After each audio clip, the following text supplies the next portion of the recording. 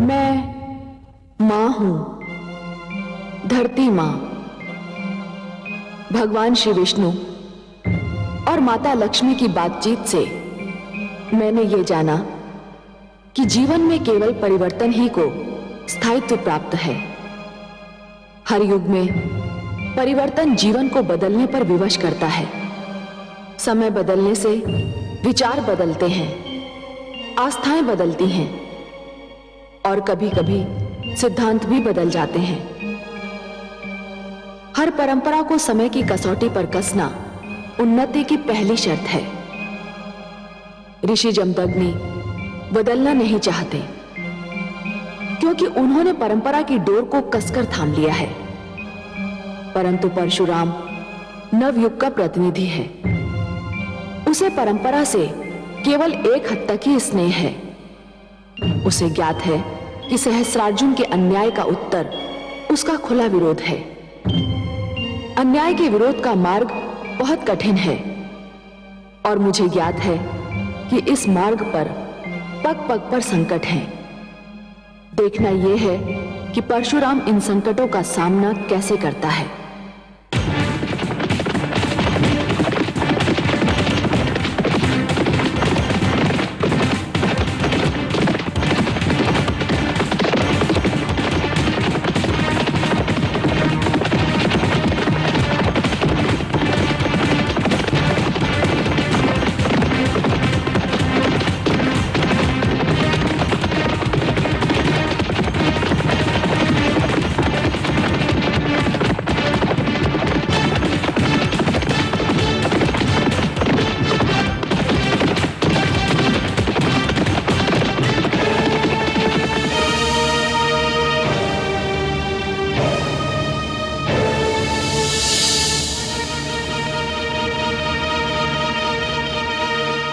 ऋषिवर, मैं नहीं चाहता कि यह क्षेत्र एक बार फिर अग्नि और मानव रक्त के सागर में परिवर्तित हो जाए।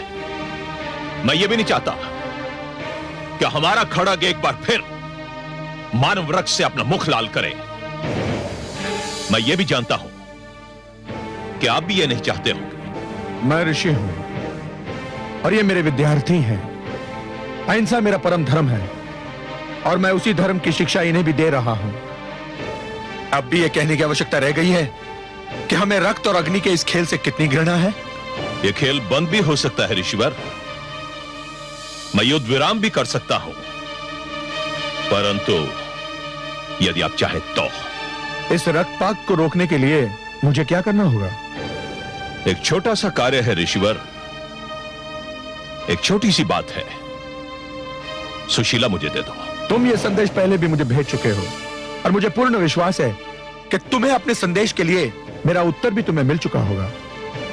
एक पशु एक गाय के लिए इतना बड़ा संकट मोल ले रहे हो ऋषिवर? प्रश्न एक पशु का नहीं, प्रश्न एक सिद्धांत का है सहस्रार्जुन। सिद्धांत? कैसा सिद्धांत? सहस्रार्जुन, हमने अपने पुरखों से जो शिक्षा पाई है और हम अपनी नवयुवक पीढ़ी को जो शिक्षा देते हैं उसके अनुसार जो राजा होता है, जिसके हाथों में सत्ता होती है, उसे स्वयं को प्रजा की संपत्ति और प्राणों का रक्षक सिद्ध करना होता है। उनका स्वामी नहीं, उसके विशेष अधिकार अवश्य होते हैं, किंतु वो प्रजा के अधिकारों का हनन नहीं कर सकता। तुम्हारे राजकुमार को यदि सुशीला भाग गई थी तो उन्हें हमसे विनती करनी चाहिए थी, हमसे प्रार्थना करनी चाहिए थी। विनती? प्रार्थना?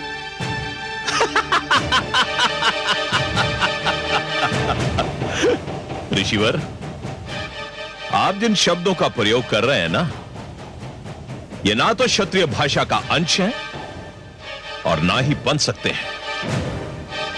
स्पष्ट और सरल बात यह है ऋषिवर कि हमारे पुत्रों ने सुशीला की मांग की है और उनकी मांग पूरी करना पिता के नाते हमारा कर्तव्य है। तो फिर तुम भी सुन लो सहस्रार्जुन, सुशीला मेरी संपत्ति है और अपनी संपत्ति की रक्षा करना मेरा भी धर्म है। और यह धर्म आप कैसे निभाएंगे ऋषिवर? शस्त्र उठाकर। शस्त्र उठाकर?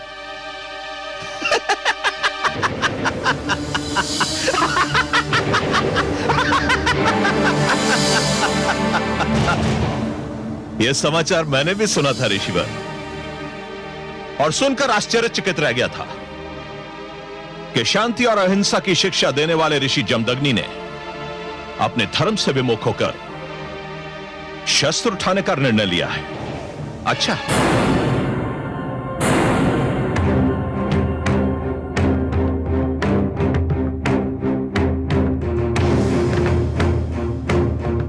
सहस्त्र अर्जुन, जब ये भ्रम फैलने लगे ये अहिंसा और कायरता दो शब्द हैं किंतु उनका अर्थ एक ही है, तो फिर हिंसा का लक्ष्य बनने वाले हर व्यक्ति, हर वर्ग का यह कर्तव्य है कि वो इस भ्रम को दूर कर दे।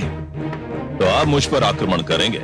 नहीं, किंतु यदि तुमने आक्रमण किया तो मैं समस्त शक्ति के साथ आत्मरक्षा अवश्य करूंगा।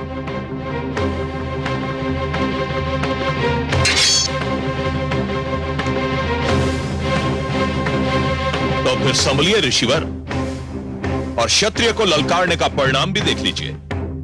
मरण रहे सहस्त्र अर्जुन, जो शस्त्र विद्या सिखा सकते हैं वो स्वयं युद्ध भी कर सकते हैं।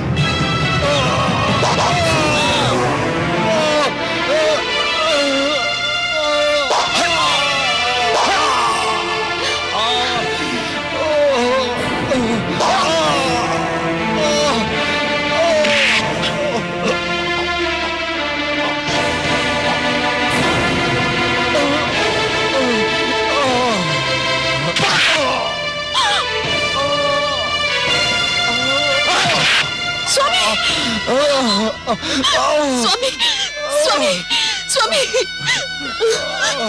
स्वामी।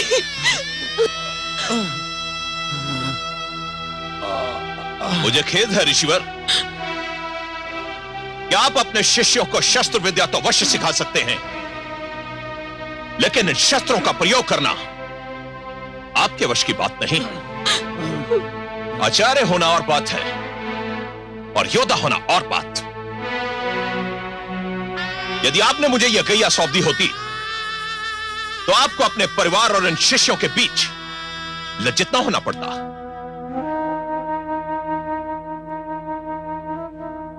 हाँ?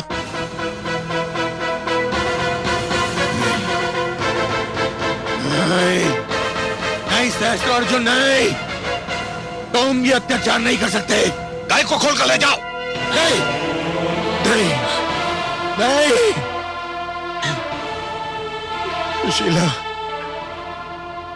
मुझे क्षमा कर देना, मैं तुम्हारी रक्षा नहीं कर पाया।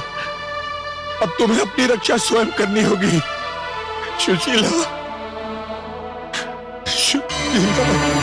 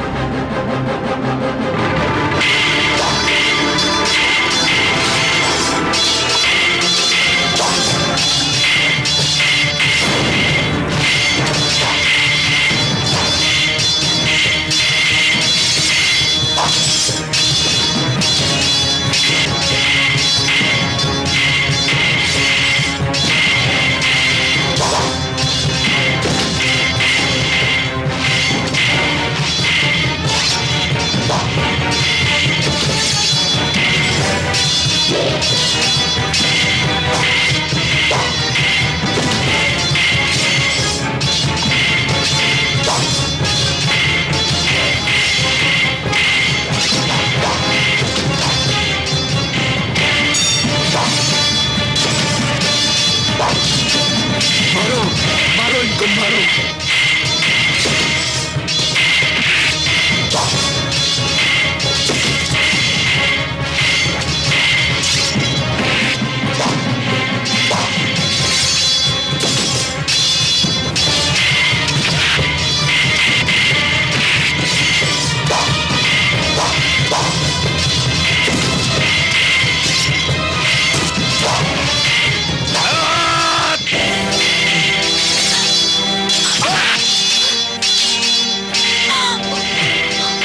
यदि तुमने अपने सैनिकों को नहीं रोका तो मैं इस ऋषि की गर्दन काट दूंगा। नहीं सुशीला, तुम मेरे प्राणों की चिंता मत करो, मत करो। मैं धमकी नहीं दे रहा। यदि तुमने तनिक भी विलंब किया तो जो मैंने कहा है मैं कर दिखाऊंगा। नहीं, तुम अपना कार्य करो, मेरे प्राणों की चिंता मत करो सुशीला, मेरे प्राणों की चिंता मत करो, मत करो।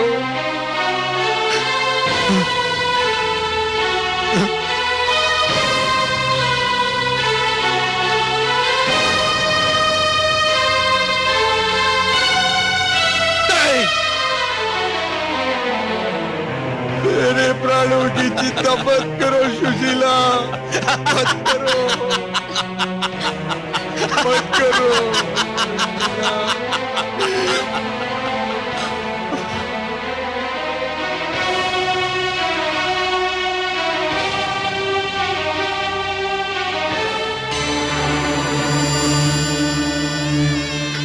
मत करो सुशीला, मत करो,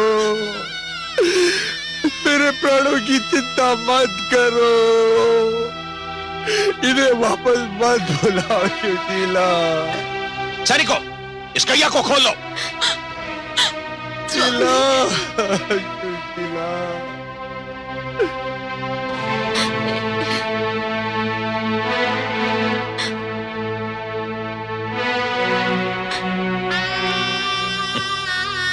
मेरे प्राणों की चिंता सुशीला। मत करो। छोड़ दो सुशीला को, ये कहीं नहीं जाएगी। बचाओ ना।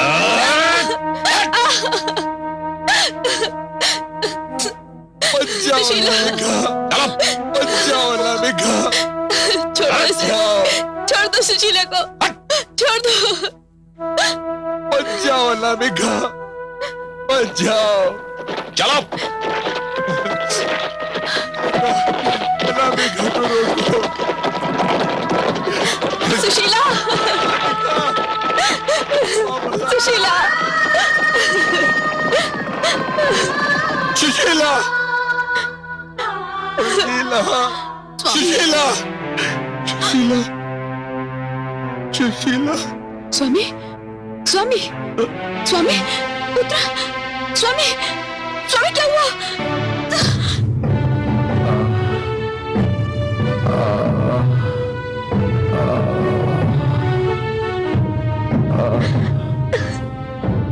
महादेव, महादेव। स्वामी, स्वामी,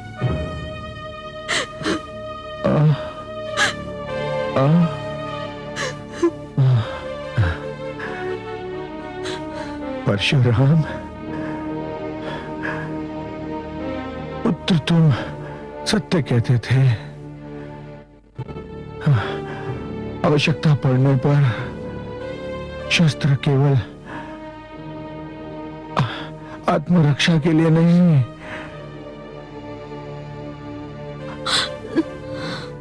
अपितु पुत्र आक्रमण के लिए भी उठाना उचित है। स्वामी, महादेव, स्वामी, महादेव, महादेव।